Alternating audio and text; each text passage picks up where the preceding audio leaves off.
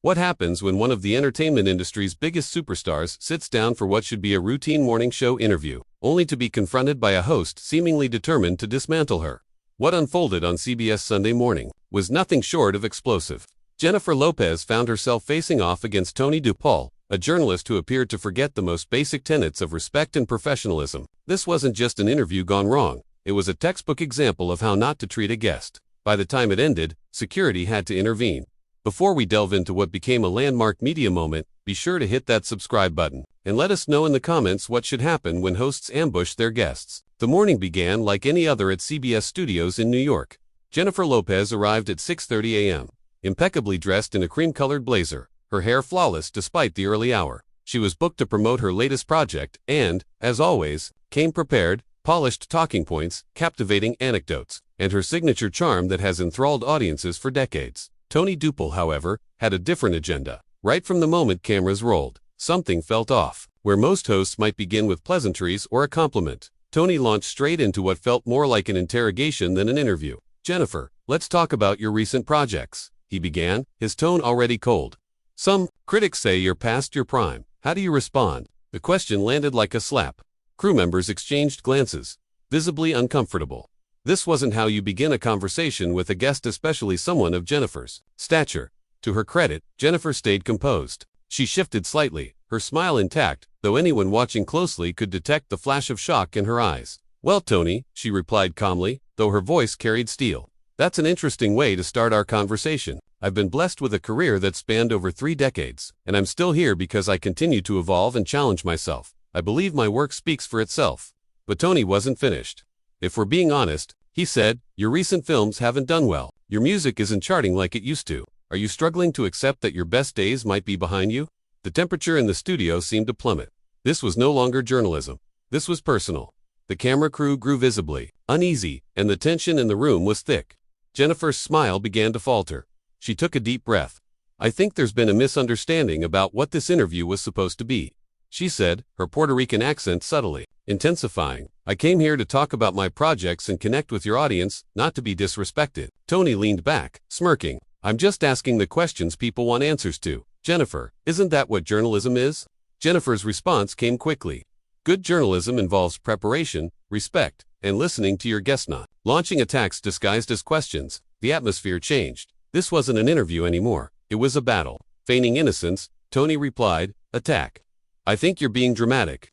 Jennifer didn't flinch. "Your job is to create meaningful conversations, not controversy for clicks." Still, Tony escalated. "Let's talk about your personal life, public relationships, multiple marriages. Doesn't that say something about your character?" Jennifer leaned forward, voice low and sharp. "Excuse me." Doubling down, Tony pushed further. "Maybe your fans deserve to know why you can't maintain long-term commitments." The silence in the studio was deafening. The crew held their breath. Jennifer finally spoke. "Tony, listen to me carefully. I've worked with countless journalists over 30 years. I've discussed tough topics always with professionalism. What you just did, that wasn't journalism, that was an ambush. So tell me, are we having a conversation about my work, or are you trying to tear me down?" Tony's reaction, he laughed. Not nervously, not apologetically. He laughed in her face. "Jennifer, you're taking this too personally. This is TV. We ask the tough questions."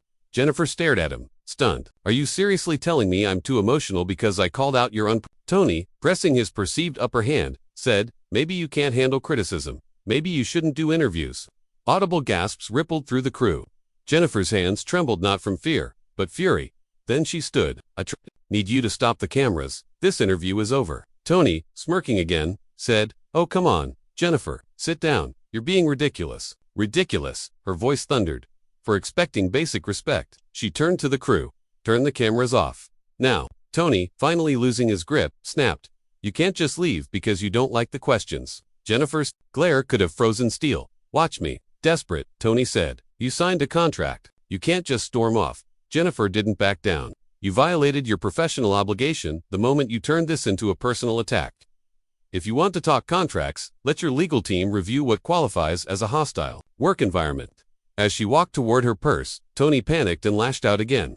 "Maybe this is why people say you're hard to work with." Jennifer froze. The look in her eyes sent chills through the room. "What did you just say?" Tony stumbled. "Maybe if you could handle feedback." "Feedback," she repeated, eyes blazing. "You've attacked my work, my relationships, my character, and now, you're calling me emotional for defending myself. Tony tried again.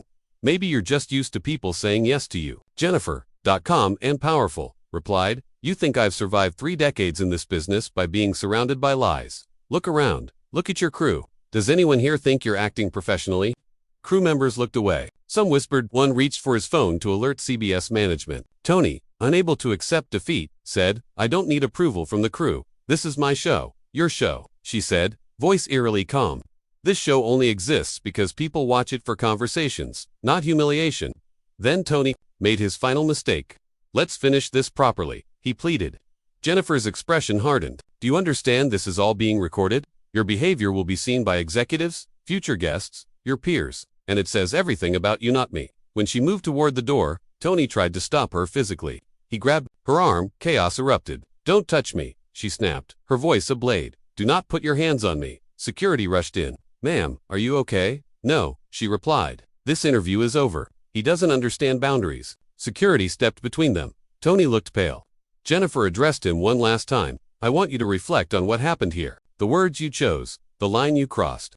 Because what happened here wasn't journalism, it wasn't entertainment, and it damn sure wasn't professional. She paused at the door. There are journalists who ask tough questions to inform, and then there are people who ask cruel questions to feel powerful. Today, you showed us exactly which one you are. Jennifer Lopez walked out of the studio, leaving behind a stunned crew and a host finally realizing the consequences of his actions. The fallout was swift. Industry insiders circulated clips within hours. CBS executives called emergency meetings, and while Tony scrambled to justify his actions, Jennifer continued forward undiminished, unwavering, and more respected than ever.